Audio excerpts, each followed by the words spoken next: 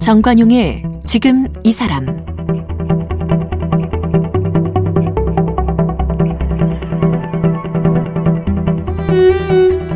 여러분 안녕하십니까? 정관용입니다.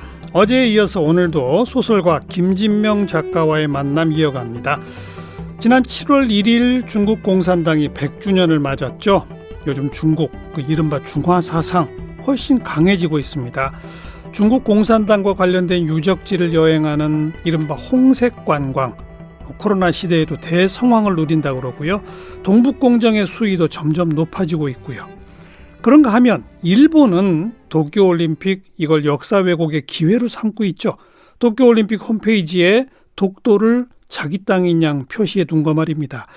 이런 중국과 일본의 태도에 우리는 유감 표명을 하고 수정도 요청하고 하지만 중국도 일본도 꿈쩍도 안 하는 분위기입니다. 자, 누구보다도 내 나라에 대한 자부심이 높은 역사소설가 김진명 작가. 이럴수록 역사소설을 써야겠다는 사명감이 생긴다고 하죠. 그리고 이제 고구려 역사를 다룬 고구려 제1부 7권의 소설을 마무리를 지었습니다. 김진명 작가 오늘도 만나봅니다. 김 작가님, 그러니까 이제 어제 우리가 고구려 역사의 최전성기라고 말할 수 있는, 그리고 그게 중국의 삼국지와 딱 맞닿아 있는 15대 미천왕부터 19대 광개토왕까지의 그 시기를 내가 소설로 쓰고자 한다. 이제 그 말씀 들었단 말이에요. 예. 미천왕이 한사군을 몰아냈다는 것이 역사적으로 가장 큰 의미가 있다. 그렇습니다. 중국이 한반도에 채운 최초의 식민지를 몰아냈다. 이제 거기 강조해 주셨는데 또 그 다음 또 고구려의 의미가 뭐라고 그러셨죠? 그것은 이제 미천왕은 그 중국과의 싸움에서 사상 최초로 대승을 거둔 사람이고요. 광개토 대왕 때 일본이 5만이나 되는 어마어마한 이 군세를 가지고 신라를 정벌하고 서라벌까지 다 진주를 했거든요. 그걸 광개토 대왕이 속 시원하게 쓸어버린 거죠. 그러니까 우리가 중국을 이기고 일본을 이긴 거는 딱 고구려 미천왕하고 광개토 대왕밖에 없는 거죠. 네. 중국, 일본을 압도했던 고구려. 그렇습니다. 한마디로 말하면 그렇군요. 예. 미천왕 그 이후 이제 우리 역사책에서 가장 또 많이 기록되는 왕이 소수림왕 아닙니까? 그렇습니다. 소수림왕은 어떤 업적이 제일 큰가요? 소수림왕은 이 불교를 받아들이고 율령을 반포하고 태학을 세운 게 아주 크죠. 네. 태학이라면 지금의 대학과 같은? 그렇습니다. 유교 대학이죠. 그러면서도 이 유교를 그냥 쫓아가지 않고 불교하고 이 밸런스를 잘 잡은 분이에요. 불교라는 것은 이제 불교로 이렇게 통합되긴 해도 갖가지 그 민속 신앙, 민간 신앙이 집대성된 거거든요. 그렇기 때문에 한쪽 그 중국 유학만 쫓아간 게 아니라 밸런스를 아주 잘 잡은 왕으로 나라를 아주 제대로 자리를 잡게 했기 때문에 그다음에 광개토 대왕이 태어날 수 있었던 거죠. 네. 그러면 앞에 말씀하신 미천왕이나 광개토 대왕은 주로 이제 외국과의 싸움, 전쟁에서의 승리가 가장 돋보이는 업적이라면 소수림왕은 내정을 잘 다스렸다 이러군요. 근데 바로 그 내치와 내정이야말로 세세한 역사 기록이 없으면 쓰기 힘들 텐데 그거 어떻게 쓰셨어요? 그래서 이제 저는 그 고구려를 쓸 때에 굉장히 고심을 많이 했습니다. 이게 기록은 없고 고구려 자체 기록은 없고 거의 중국 기록이 남아 있는데 그걸 따라가면은 그 기록에 충실하면 할수록 더욱 심한 역사 왜곡이 될 수밖에 없는 현실이죠. 그래서 저는 그 합리적 추론을 통해 가지고 각 인물들의 상징, 그 상징을 최대화하는 쪽으로 썼습니다. 그러니까 역사적 사실에 어긋나지는 않되 보이지 않는 부분은 작가의 합리적 상상력으로 채워넣는 거죠. 그런 방식을 썼던 거죠. 그래, 아무래도 전쟁 기록은 그래도 여기저기에 많이 남잖아요. 그렇습니다. 내치에 대한 것은 그만큼 더 적잖아요. 적죠. 특히 고구려 자체 역사가 없으면 그렇습니다. 여기가 제일 힘드셨겠다. 그렇습니다. 소수리만 그래도 뺐습니다. 이제 우리가 그 해볼 수 있는 것은 예. 태학, 율령, 불교 이런 것들은 서로 다 균형을 잡는 거거든요. 태학은 이제 유학이죠. 그러니까 이 통치를 하는 데는 유학이 아주 좋아요. 그 충이라는 그 사상이 있지 않습니까? 예. 또 예라는 사상이 있고요. 그래서 한구조 유방이 이 유학이 만들어진 그 조정의 인사를 받고 나서야 비로소 이제 내가 황제가 되었구나 하는 걸 느꼈다 하는 네. 그런 것도 예하고 충이 중요하거든요. 근데 예와 충을 따르면은 그것이 그 굉장히 철저한 계급적 사상이기 때문에 예. 대중에 대한 이 탄압이 될 수밖에 없거든요. 그래서 이제 이 민속과 민간 신앙을 극대화시키는 게 또 불교니까요. 그런 밸런스를 잘 잡은 걸로 봐서는 이 사람은 천재라고 봐야 됩니다. 네. 그래서 저희 소설에서는 소수리만 구부가 다른 어떤 왕보다도 이 천재 기질이 강한 천재다. 그 상징성을 뽑아가지고 제가 그걸 이 아이디얼라이제이션 시키는 데에 예. 아주 몰입했던 거죠. 지금 7권은 누구까지 다뤄진 거죠? 소수리만 구부까지 다룬 겁니다. 그러면 이제 남은 3권은 광개토대왕 장수왕까지 가는 겁니까? 장수왕은 이제 따로 쓸 필요가 없이 원래는 장수왕까지 해서 13권으로 쓰려고 했는데 예. 제가 가만히 그 연구를 많이 해보니까 광개토 태왕의 그 분신과도 같은 인물이 장수왕이에요. 네. 그래서 따로 쓸 것이 아니고 광개토 태왕으로 다 마무리를 짓는 것이 더 낫겠다. 네. 그래서 이제 전부 10권으로 쓰기로 하고 지금 7권 쓰고 나머지 광개토 대왕을 이제 3권을 쓰는 거죠. 광개토대왕 비는 그 장수왕 시절에 만들어진 거 아닙니까? 그렇습니다. 그 크기가 어마어마하죠. 그 광개토 태왕 비는요. 제가 우리나라가 중국하고 수교하자마자 네. 가장 먼저 중국으로 뛰어갔습니다. 그때 어떤 기업인들보다도 빨리. 예. 그때는 지금은 광개토 태왕비에 이제 그 지붕을 씌우고 앞에 뭘 많이 가려놨어요. 프로텍터를 해놓고. 근데 제가 갔을 때는 그냥 허허벌판에 그냥 빛만 하나 덩그러니 있을 때거든요. 우뚝 서 있었죠. 그렇습니다. 저희도 그런 사진을 많이 봤어요. 네, 그러셨죠. 예. 제가 그 광개토 태왕비를 아주 샅샅이 조사를 해가지고 그 크기가 얼마나 되죠, 그게? 한 4층 높이, 4층 높이, 아파트 4층 높이 정도 굉장히 크죠. 그래서 어마어마하네요. 그 비가 처음 발견됐을 때에 중국의 모든 학자들이 금속 학자들이 너무나 놀랐어요. 도대체 우리 중국의 어느 왕조에 서 이런 걸 만들었느냐, 진시황이 만들었느냐, 한무제가 만들었느냐, 한 고조가 다 어마어마하게 놀랐는데. 그게 고구려의 비라는 걸 알고는 다시 한번 다 나자빠진 거죠. 그게 그냥 땅에 묻혀 있다가 발견됐다면서요? 땅에 그게 오랫동안 그 지역이 비가 굉장히 많이 오는 지역이거든요. 그러니까 그 범람하는 가운데 비가 아주 오랜 세월을 땅 밑에 묻혀 있었어요. 그래서 그 비가 드러나자 그 비를 전문적으로 탁본을 해 먹고 살던 초붕도라는 사람이 초붕도 이름이 초붕도입니다. 초붕도라는 사람이 그 비에다가 불을 지른 거죠. 왜요? 이끼를 다 태워 없애려고요. 탁본하려면 이끼가 없어야 되니까. 그렇죠. 그 과정에서 글자가 유실이 됐거든요. 그게 이제 한일 간의 아주 그 극대 쟁점이 된 거죠. 글자가 많이 유실됐어요? 글자가 많이 유실되지는 않았는데 일부 유실이 되는데 하필이면 그게 그 비 전체에서 가장 중요한 부분이 유실이 됐어요. 어떤 대목이었어요? 그게 이제 백잔 신라 구시 송민, 백제와 신라는 고구려에서는 백제를 백잔이라 불렀어요. 좀 천대하는 뜻으로요. 백잔 신라 구시 송민, 백제와 신라는 옛날부터 우리 고구려의 송민이었다. 속국이었다. 송민이었다. 속국이었다. 그런 거죠.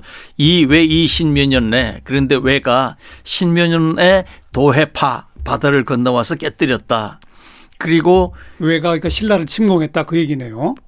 왜가 어쨌거나 간에 이제 이 한반도로 건너왔기 때문에 이제 깨뜨렸다 그런 건데 그 다음 구절이 가장 중요합니다. 그 백잔 딴라 이렇게 돼. 그 딴 세 글자가 안 보이는 거예요. 백장은 백제고. 백자는 백제죠.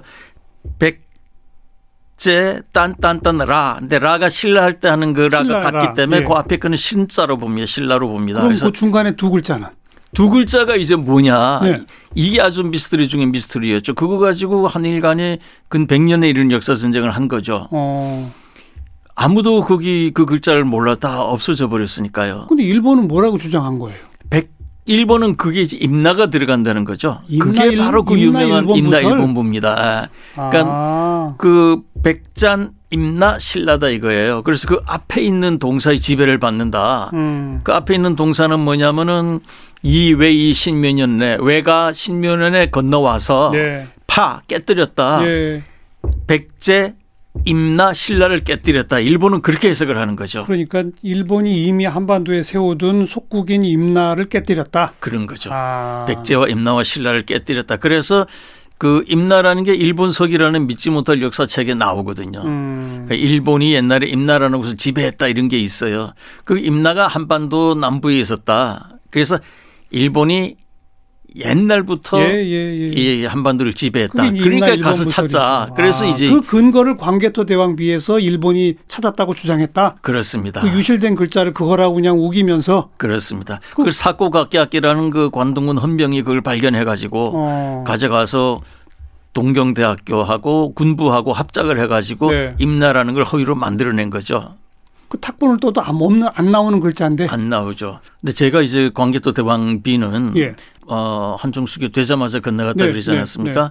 그건 정말 제가 철저하게 연구를 했어요.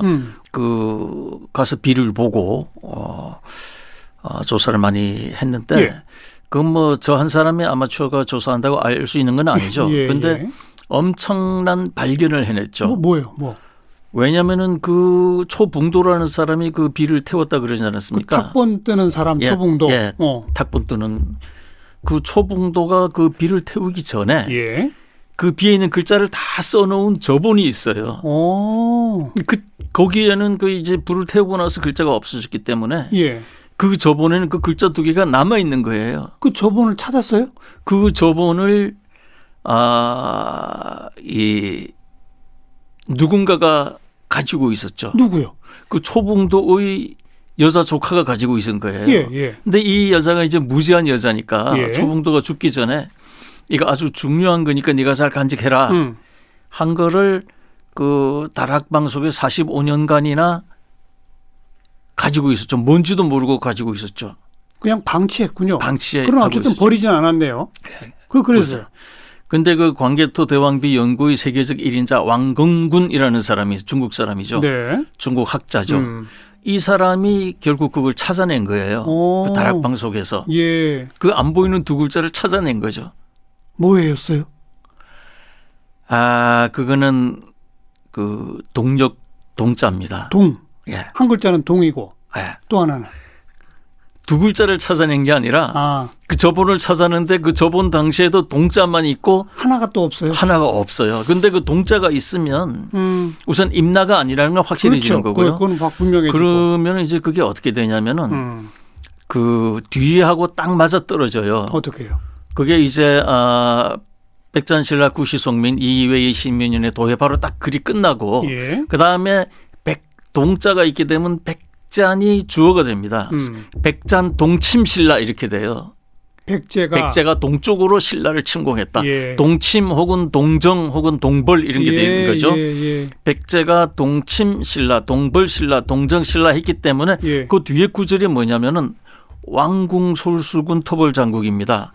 왕이 친히 수군을 거느리고 가서 백제를 토벌했다거든요. 그러니까 왕이 백제를 토벌하려면은 그 광개토 왕한테 신라를 많이 도와줬거든요. 그래서 백제가 동쪽으로 신라를 침공했기 때문에 광개토 대왕이 수군을 친히 거느리고 가서 백제를 딱 맞아 떨어지죠. 동자만 있으면 그거 다 해결되는 거죠. 그러니까 문장 구조가 달라지네요. 달라지죠. 일본의 주장은 외가 침공을 해갖고서 백제, 임나, 신라를 다 침공했다. 이렇게 해석을 깨뜨렸다. 하는데 반대로 목적으로 본 건데 반대로 이제 우리 쪽 그 새로 발견된 동자를 쓰면 예. 외가 침공했다는 또 다른 문장이고 그 다음에 이제 백제가 동쪽으로 신라를 쳤다. 예. 그래서 광개토 왕이 배 타고 와서 백제를 쳤다. 그렇게 됩니다. 어. 딱 떨어지죠. 네. 그런데 문제는 왕건군이라는 사람이 그 두 글자를 발표를 안 했어요. 왜요? 동자를 발표를 안 했어요.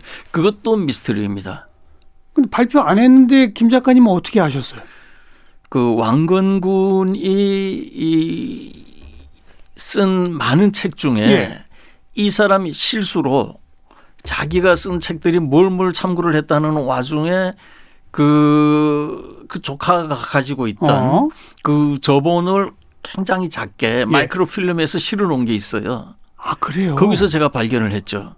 아, 그걸 확대해 보시니까? 그렇죠. 그러니까 동자가 보여요? 그 동자가 보였죠. 오. 그래서 그 동자를 가지고 제가 동경제국대학, 그러니까 일본 그 동경대를 찾아갔죠. 예. 그 동경대의 그 동양사 학장. 예. 그 사람이 일본에서는 광교도 대왕비 연구의 1인자입니다. 그 사람한테 제가 그 찾아가니까 이 사람은 한국 학자만 찾아오면 너무 좋아하는 거예요. 다 그 석회를 발라서 글자를 조작했다 그러니까 그건 뭐 이 도둑질 한 놈에게 도둑질했다 그래야지 도둑질 한 사람한테 가서 그 간첩죄를 범했다면 얼마나 피하기 좋습니까? 예. 제가 그 가가지고 그 동경대 학교 동양사 학장에게 왕건군이 그걸 보여줬죠. 보여줬더니 이 동력동이다. 뭐라든가요? 이 사람이 그 담배를 연속 3대를 피면서요. 손이 그냥 막 떨리는 거예요. 3대를 다 피고 나더니 정말 그 참 형언 할 수 없는 얼굴로 거기에 임나를 넣는 것은 맞지가 않습니다. 인정하는군요. 인정을. 예. 광개토 대왕비 얘기 듣다 보니까 무슨 미스터리 추리 소설 읽는 것 같기도 하고 재밌었습니다. 자, 조금 더 크게 이제 다시 봐서 삼국지를 능가하는 책을 쓰고 싶다. 그리고 지금 쓰고 있다. 고구려 광개토왕 그 시기가 바로 그 삼국지 시기하고 삼국지 직후죠. 바로 이제 그 직후다. 그러면 그때 고구려는 이 삼국이 그때 뭐 총나라, 오나라, 뭐 조나라 이렇게 있지 않습니까? 그 나라들하고 어떤 관계였어요? 대략 대등했습니까? 어땠습니까? 아, 이게 이제 그 고구려는 정말 위대한 나라인 게요. 고구려는 그야말로 전쟁의 나라입니다. 왜냐하면은 이 고구려의 그 중갑 기병, 고구려 무사들의 그 무장이 그 당시 그 이 아시아는 말할 것도 없고 그 당시 전 세계에서 가장 센 나라가 로마였거든요. 로마하고 고구려 로마 병사와 고구려 병사가 붙는다면 누가 이길까 이거를 그 역사학자들이 또 역사 과학자들이 연구를 많이 했어요. 고구려가 훨씬 강했다. 그건 왜 그런가 하면 이 말이 옛날에는 굉장히 중요하거든요. 그렇죠. 말이 지금으로 치면 전투기나 뭐 다 그런 자동차, 거죠. 탱크 이런 탱크 거니까. 이런 거죠. 그런데 이 고구려는 마구들이 다 싸움에 쓸 수 있는 굉장히 과학적이고 아주 좋은 아이디어로 그 만들어진 훌륭한 마구들이 많았어요. 말에 장착하는 장비들이 예를 하나 전투용이었다. 그 편자 아무것도 아닌 것 같아도 편자라든지 또는 이 발을 이렇게 딱 거는 곳 얹을 수 있는 로마는 그걸 얹지를 못했거든요. 그러니까 몸으로 이 말을 움직이기가 너무너무 힘들었어요. 근데 고구려는 다리가 딱 고정되니까 말을 그 움직이고 하는 게 뭐 기가 막혔죠. 그래서 그런 건 유물에서 다 확인되는 거잖아요. 다 유물에서 나오는 거죠. 그래서 우리 한국인들은 스스로를 너무 작게 보는 경향이 있어요. 그러니까 그 정도 강국이었던 고구려. 중국 삼국과도 거의 똑같았다? 대등했다? 아니면 뭐 중국 삼국은 감히 고구려 쪽으로 덤비질 못했다? 그러니까 그거는 현실적으로 봤을 때 그 한사군이라는 것은 이 고구려의 이 미천왕의 정복에 의해서 그냥 상대가 안 되고 그냥 현도 뭐 그런 데들이 다 어마어마한 군사들이 있었거든요. 그 고구려의 그 공격을 받아가지고 대항 한번 제대로 못 해보고 다 무너지거든요. 그러니까 고구려야말로 정말 그 싸움의 나라다, 전쟁의 나라다. 굉장히 강했죠. 우리 역사상 우리 한국이 항상 이 문화적인 네. 그런 쪽으로 이 국가의 방향을 잡았지만 딱 고구려 한때만은 제대로 우리 한국인도 이 싸움을 보여줬다. 전쟁 강국이었다. 네, 그렇게 봐야 됩니다. 참 가정이지만 삼국 통일이 고구려에 의해 됐다면 그 이후 역사는 정말 많이 달라졌겠죠. 제가 가장 안 하고 싶어하는 게 바로 그겁니다. 고구려가 삼국 통일을 했다면 이 가정은 가정법. 제가 가장 하고 싶지 않습니다. 가슴 아파서 그러시죠, 그만큼. 그렇습니다. 예. 네. 우리가 우리 한국인들이 어디서 발상됐느냐, 어디서 우리 한국인들이 생겼냐 하면은 지금 그 요하에서 생긴 거거든요. 만주에 있는. 그렇습니다. 예.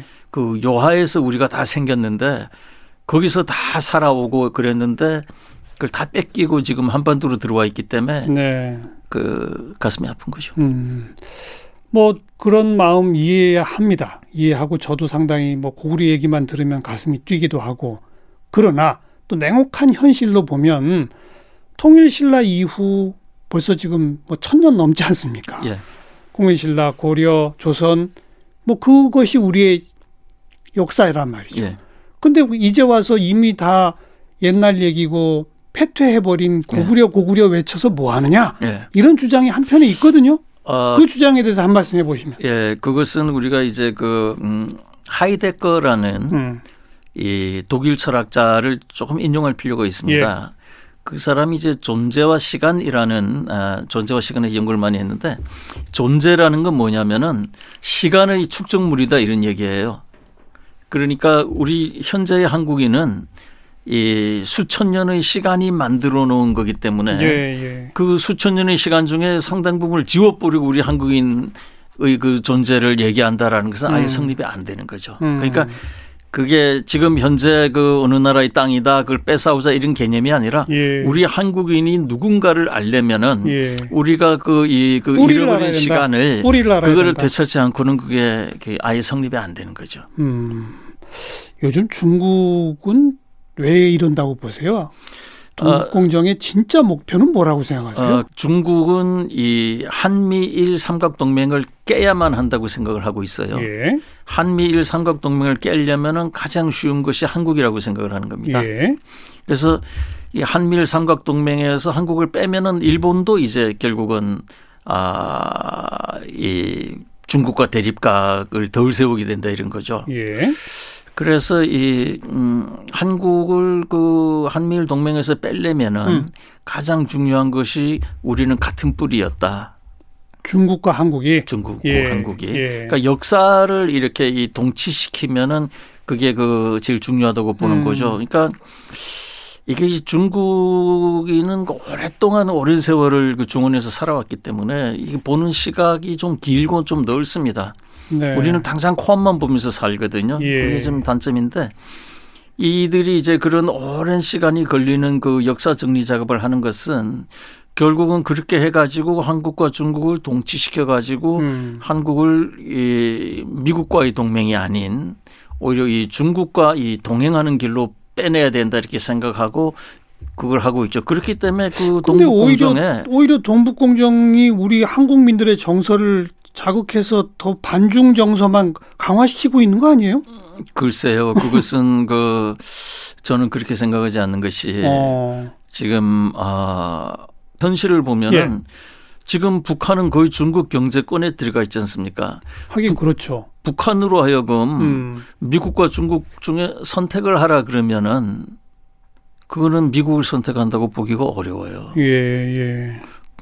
그러니까 이미 경제적으로 예속돼 있는 데다가 문화 예술 역사적으로도 이렇게 유대가 더 강해지면은 나중에 북한이 어떤 선택인가를 하게 됐을 때는 중국을 선택하게 되거든요. 네.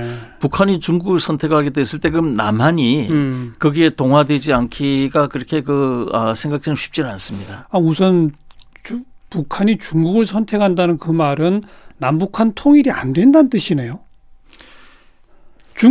또 달리 생각하면은 중국은 사실 남북한 통일을 바라지 않을 거 아니에요.